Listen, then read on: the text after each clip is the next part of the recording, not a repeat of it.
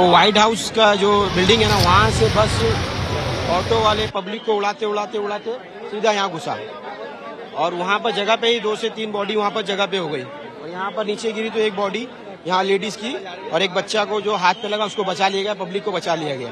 तो उधर से पब्लिक को उड़ाते कम से कम 8 से 9 पब्लिक तो वहीं पर ही, पता नहीं अब कितनी बची कितनी नहीं, क्योंकि वहाँ से फटाफट पब्लिक ने हेल्प करके ऑटो में लेके गई उन लोग को, और वो लोग को जितनी जल्दी हो सके हॉस्पिटल में, बाबा हॉस्पिटल में पहुंचाया गया। या संदर्भात अधिक माहिती घेणार आहोत आमच्या प्रतिनिधी सीमा आढे यांच्याकडून। सीमा, सध्या तू त्या स्थळी आहे ज्या ठिकाणी दुर्घटना घडलेली होती। सध्या वातावरण नॉर्मल दिसत असलं, सामान्य दिसत असलं तरी काल रात्री 9:15 वाजता या ठिकाणी मोठा कल्लोळ पाहायला मिळाला, मोठी दुर्घटना घडलेली होती। कशा पद्धतीने पोलिसांचा तपास सुरू आहे, आणखी कोणाला ताब्यात घेण्यात आलेला आहे का, कशा पद्धतीने हा प्रकरणाचा तपास पुढे जातोय, त्या अधिकची माहिती आहे।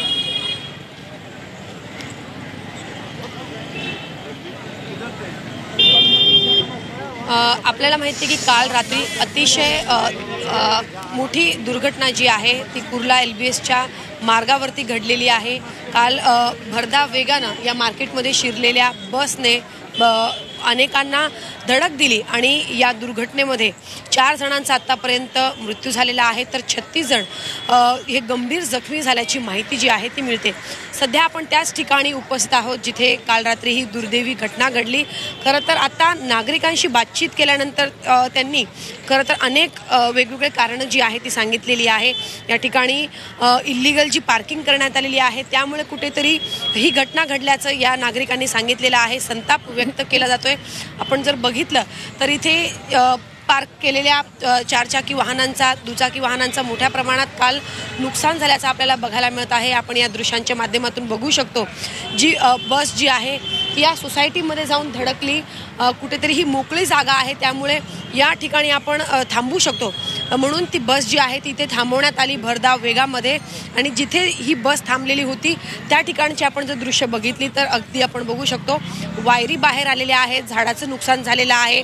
इथे केलेलं बांधकामात सुद्धा या ठिकाणी नुकसान झाल्याचं आपण बघू शकतो। म्हणजे हे दृश्य पाहिल्यानंतर आपण अंदाज बांधू शकतो की काल रात्री जी घटना घडली ती किती भयावह होती, किती मोठी ही घटना होती, किती वेगानं ही बस जी आहे ती अंधेरीच्या दिशेने जात होती याचा अंदाज आपण खरं तर बांधू शकतो।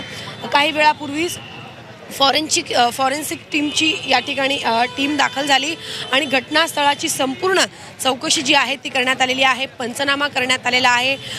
जे काही पुरावे त्यांना इथून घ्यायचे होते ते पुरावे सुद्धा पोलिसांनी गोळा केलेले आहेत आणि ज्या 4 चाकी वाहनांचा, दुचाकी वाहनांचा नुकसान काल या अपघातामध्ये झालेला आहे त्या वाहनांची पाहणी सुद्धा करण्यात आलेली आहे। त्याचसोबत इथे काच मोठ्या प्रमाणात फुटल्याचं आपण बघू शकतो, त्याची सुद्धा पाहणी पोलिसांनी केलेली आहे। काल रात्री घटना घडल्यानंतर अपघात झाल्यानंतर बस चालकाला पोलिसांनी ताब्यात घेतलेला आहे, त्याच्यावरती ड्रायव्हरवर सदोष मनुष्यवधाचा गुन्हा सुद्धा दाखल करण्यात आलेला आहे। मात्र इथे नागरिकांचं असं म्हणणं आहे की इल्लीगल पार्किंगमुळे खरं तर इथे रोज अशाच प्रकारे गर्दी होते, त्यामुळे वाहनांना ये जा करण्यामध्ये मोठ्या प्रमाणात समस्यांना सामोरे जावं लागतं। खरं तर आता सकाळच्या सुमारास आपल्याला मोठ्या प्रमाणात गर्दी इथे बघायला मिळते, मात्र रात्री ही या गर्दीमध्ये मोठ्या प्रमाणात वाढ होते असं काही नागरिकांचं म्हणणं आहे। काल रात्री इथे जे स्थानिक उपस्थित होते ते आपल्यासोबत आहेत, आपण त्यांच्याशी बातचीत करूया। तू म्हणालास की काही वेळापूर्वी की इथे जेव्हा घटना घडली तेव्हा काही लोकांना तुम्ही हॉस्पिटलमध्ये घेऊन गेले होते, त्यांना ॲडमिट केलं, नक्की इथे तेव्हाची काय परिस्थिती होती? काल सुमारे 9:30 पावणे 10च्या दरम्यान एक कुर्ला डेपो बसपासून एक बस प्रवास करत लोकांना सोडायला चाललेली। त्या दरम्यान तिचा गाडीचा ब्रेक फेल झाला किंवा काय झालं ते आम्हाला काहीच माहीत नाही। तो कम से कम तिकडं आपला एक बस डेपोच्या नंतर एक कुर्ला बाजार करून एक बाजारपेठ आहे, त्या सुमारे तिथून तो कम से कम 80 ते 100च्या स्पीडला, तिकडे एक बस स्टॉप पण आहे, त्या बस स्टॉपला त्याला थांबवता आली नाही। तो तिथून सगळ्या गाड्यांचं नुकसान करत करत करत करत त्याला हे परिसर दिसल्यामुळं, मोकळा परिसर दिसल्यामुळं त्यांनी इकडून नुकसान करत करत त्याला ही मोकळी जागा दिसल्यामुळं त्यांनी आतमध्ये गाडी थांबवली आणि त्या सुमारेच कम से कम माझ्या अंदाजे किंवा 4-5 इथं कम से कम 3 ते 4 मृतदेह पडलेले त्या टायमाला। आणि त्यानंतर कमसे कम 25 ते 30 जखमी लोक होते. त्या दरम्यान इथं स्थानिक रहिवासी होते, तेव्हा कोणीही नव्हतं इथं. स्थानिक रहिवाशांनी हॉस्पिटलला लोकांना पोचवलं आणि त्यानंतर बाकीच्या काही गोष्टी घडल्या त्या घडल्या. तर नक्कीच आपण बघू शकतो की बस धडक देत देत, वाहनांना धडक देत, नागरिकांना धडक देत त्या मोकळ्या जागेवरती येऊन थांबली, असं या नागरिकांचं म्हणणं आहे, जिथे काल हे सगळे या ठिकाणी उपस्थित होते. आपण बघू शकतो अजूनही भीतीचं वातावरण किंवा एक भीती व्यक्त केली जाते, कारण एवढ्या मोठ्या प्रमाणात या जिथे लोक राहतात त्या ठिकाणी एवढी मोठी दुर्घटना घडलेली आहे. त्यामुळे अर्थातच इल्लीगल पार्किंग असेल आणि या गर्दीमधून एवढ्या मोठ्या प्रचंड वेगाने ही बस जात असल्यामुळे कुठेतरी एक वेगळा संताप जो आहे तो इथे व्यक्त केला जातोय.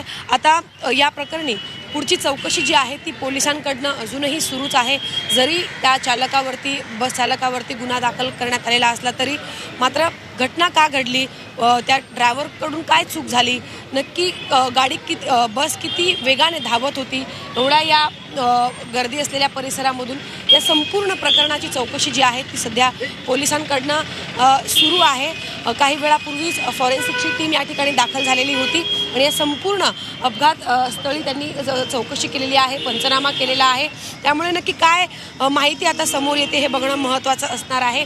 आणि जे गंभीर जखमी झालेले आहेत नागरिक, त्यांना वेगवेगळ्या रुग्णालयामध्ये दाखल करण्यात आलेलं आहे. काही जण हे प्रायव्हेट हॉस्पिटलमध्ये दाखल झाले आहेत, स्वतः ते उपचार घेत असल्याची माहिती जी आहे ती मिळते. आतापर्यंत 4 जणांचा मृत्यू झाला असून 36 जण हे गंभीर जखमी आहेत. त्यापैकी काही जणांची स्थिती ही चिंताजनक असल्याची माहिती जी आहे ती मिळते.